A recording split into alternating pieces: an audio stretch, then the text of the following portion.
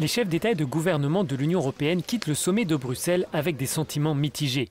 Il y a d'un côté la satisfaction du compromis obtenu sur le Brexit, mais de l'autre, les 27 États membres sont inquiets concernant le prochain vote du Parlement britannique. Le destin du Brexit est entre les mains de nos amis britanniques. Nous, en tant qu'Union européenne, sommes prêts pour le pire, mais nous espérons le meilleur. Vous savez, l'espoir fait vivre.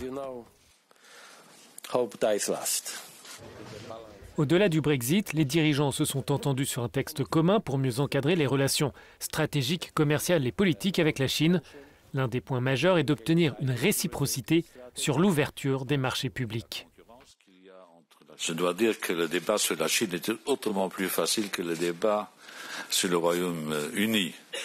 Mais nous avons avec la Chine des relations, bonnes, mais qui ne sont pas excellentes. La Chine, aujourd'hui, pour nous, est un concurrent, un partenaire, un rival.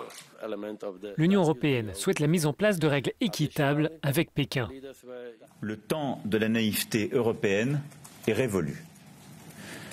Je ne dis pas que tout le monde pense exactement la même chose et qu'il n'y ait pas au sein des 27 États membres qui étaient présents autour de la table un alignement d'intérêts ou de vues complet.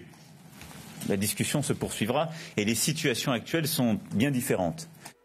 Le président chinois entame dans le même temps une visite en Europe. Xi Jinping se rend d'abord en Italie. Le déplacement à Paris a provoqué une polémique balayée par le dirigeant italien.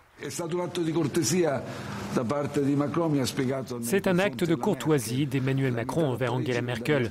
Il l'a invité à Paris pour lui permettre de discuter avec le président chinois.